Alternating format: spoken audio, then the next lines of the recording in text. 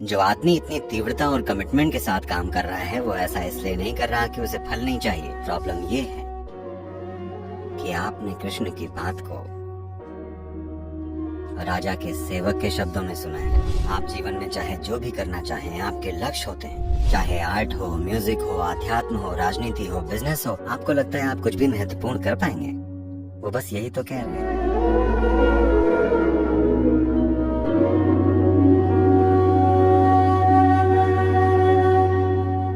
भगवत गीता में भगवान श्री कृष्ण हमें फल की चिंता छोड़कर कोशिश करते रहने का उपदेश देते हैं। पर मुझे काम करते जाना और नतीजों पर ध्यान ना देना बहुत ज्यादा मुश्किल लगता है, और मैं जानना चाहती हूँ कि हम ये कैसे करें, बिना फल के बारे में सोचे, कैसे बस प्रयास करते रहें।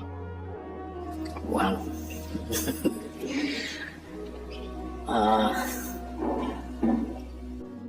मैंने किसी भी शास्त्र को ठीक से नहीं पढ़ा है।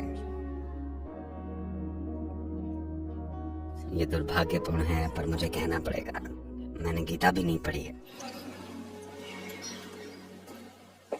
पर हम जानते हैं कि कृष्ण के जीवन में ऐसा लोग सोचते हैं कि कृष्ण यानी मक्खन, लड़कियां और बांसुरी। पर आपको ये समझना चाहिए, ये सारी चीजें तब हुई जब वो 16 साल के थे। तो 16 के बाद उन्होंने एक बहुत ही कमिटमेंट भरा जीवन जिया।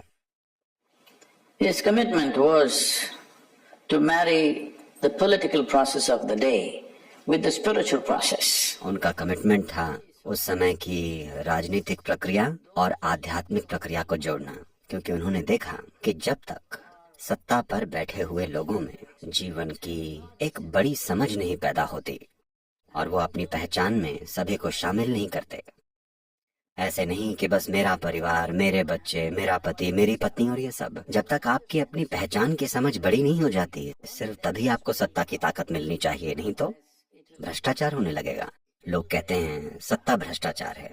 सत्ता भ्रष्टाचार नहीं है, सीमित पहचान भ्रष्टाचार है।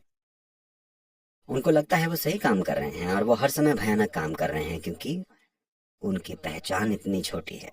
तो कृष्ण इसे बदलने की कोशिश कर रहे थे। ये उनके पूरे जीवन का मिशन था और वो हमेशा फल को पाने के लिए काम करते रहे। जो आदमी इतनी तीव्रता और कमिटमेंट के साथ काम कर रहा है वो ऐसा इसलिए नहीं कर रहा कि उसे फल नहीं चाहिए। जाहिर है वो फल के लिए काम कर रहे हैं। प्रॉब्लम ये है कि आपने कृष्ण की बात राजा के सेवक के शब्दों में सुनी है और किसी ने आपको नहीं बताया। उन्होंने केवल अर्जुन से बात की, अर्जुन ने कभी नहीं बताया।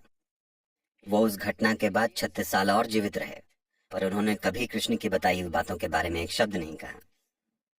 क्या आपने कहीं सुना है? वो एक राजा थे, पर एक बार भी उन्होंने ये नहीं कहा कि कृष्ण ने मुझे युद्ध के मैदान में ये बताया था, एक बार भी नहीं। तो जो कुछ भी आपने सुना है वो केवल संजय से सुना है, जो कि राजा के एक सेवक थे। आपको राजा के सेवक के गुण को समझना चाहिए, वो बड़े भरोसेमंद होते हैं। देखिए, अगर आप मान लीजिए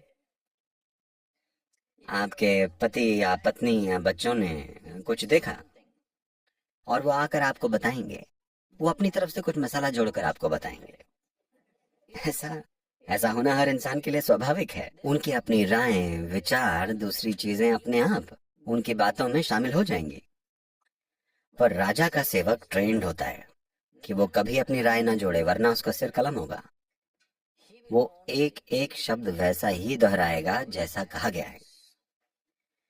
तो वो एक तरह के प्राचीन टेप रिकॉर्डर हैं।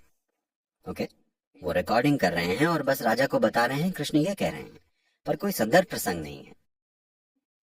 जब दो लोगों के बीच बहुत गहरा संबंध होता है तब बातें अलग तरह की होती हैं। अगर दो प्रेमी कुछ कर रहे हैं, एक दूसरे से बातें कर रहे हैं, तो शायद किसी को लगे वो लड़ रहे हैं, पर उनका लव अफेयर चल रहा है। तो ये कृष्ण और अर्जुन के बीच एक लव अफेयर जैसा है, क्योंकि वो एक दूसरे को बहुत घनिष्ठता से जानते हैं। तो वो एक खास तरह की भाषा में बोल रहे हैं। और राजा का सेवक होने के नाते संजय एक एक शब्द सुनकर संदर्भ को जाने या उसको अनुभव के स्तर पर समझे या जाने बिना संजय बता रहे हैं। और अब ये समझने के बाद देखिए, मूल रूप से बात बस इतनी सी है, आप जीवन में जो भी करना चाहते हैं आपके लक्ष्य होते हैं। आप किस तरह के लक्ष्य बनाएंगे? अभी आप यूनिवर्सिटी में हैं, आप किस तरह के लक्ष्य बनाएंगे? जितना आप पहले से जानते हैं आप उसे थोड़ा बहुत बढ़ा चढ़ा देंगे और सोचेंगे ये आपके जीवन का बड़ा लक्ष्य है। आमतौर पर लोग इसे एम्बिशन कहते हैं, मैं इसे कॉन्स्टिपेशन कहता हूं, क्योंकि आप जीवन को थोड़ा थोड़ा करके संभालने की कोशिश कर रहे हैं, बिल्कुल कब्ज की तरह। अगर आपका एक लक्ष्य है तो आपका लक्ष्य कोई बिल्कुल नई चीज नहीं हो सकता। आप जो पहले से जानते हैं आपका लक्ष्य बस उसका एक बड़ा रूप होगा, है या नहीं? क्या आप कोई ऐसा लक्ष्य सोच सकते हैं जिसके बारे में आप कुछ नहीं जानते? ये कैसे संभव होगा? तो वो क्या कह रहे हैं समझिएगा, कि आपने एक दिशा चुन ली है, लेकिन You have to be dedicated to the process.